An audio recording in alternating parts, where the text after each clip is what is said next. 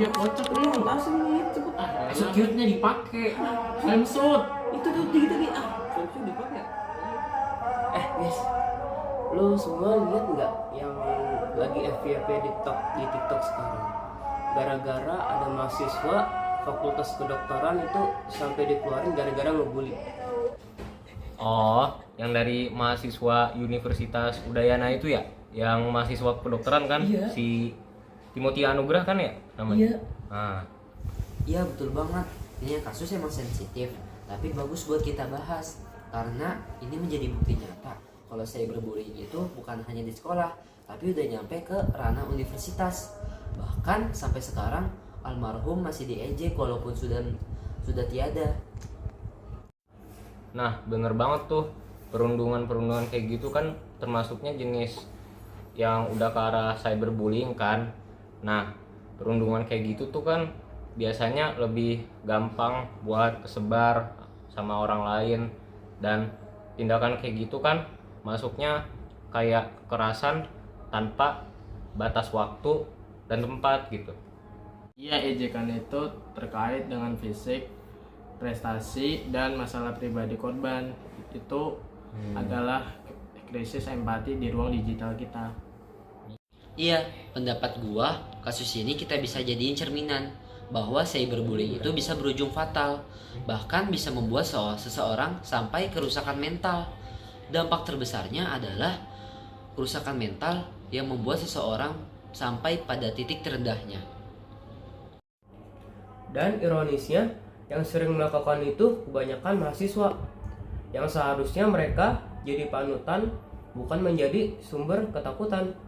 Nah, kalau kita mau menghindari hal-hal yang kayak gitu, pasti ada solusinya kan.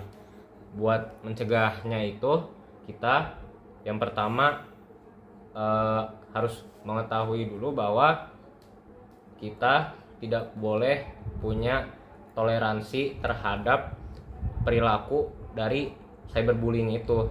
Habis itu yang kedua, kalau ada teman kita yang udah kena kasus pembulian kayak gitu, maka harusnya kita speak up ke dosen atau enggak ke pihak yang berwajib. Nah. Oh iya, gue tadi coba searching nih di Google. Kalau di mata hukum sih, ejekan-ejekan yang kayak gitu tuh melukai martabat dan nama baik orang lain. Yang itu tuh masuknya ke UU ITE nomor 19 tahun 2016. Kalau dilihat-lihat sih isinya itu keseluruhan tentang pencemaran nama baik. Selain itu, cyberbullying juga secara spesifik kalau dari sini nih diatur tuh dalam pasal 27 ayat 3 dan pasal 29 UU ITE, yang dimana tuh isinya adalah ancaman sanksi pidana, dan dendanya itu yang didapatkan dari cyberbullying itu pasti tindakan yang serius. Nah, pas banget.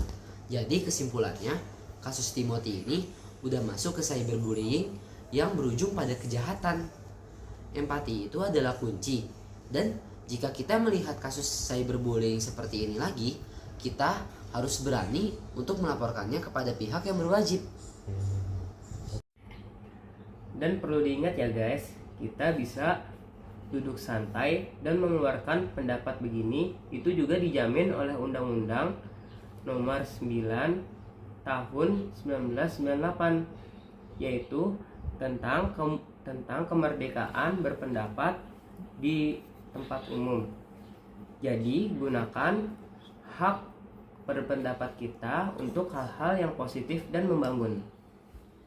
Ini lanjut main lagi yuk. Ayo, Gue kali ini mid ya, nggak mau tahu. gue XP, Ya siap. lu Ruam, Ayo. Masa gue doang sih. Oke dah. Johnson.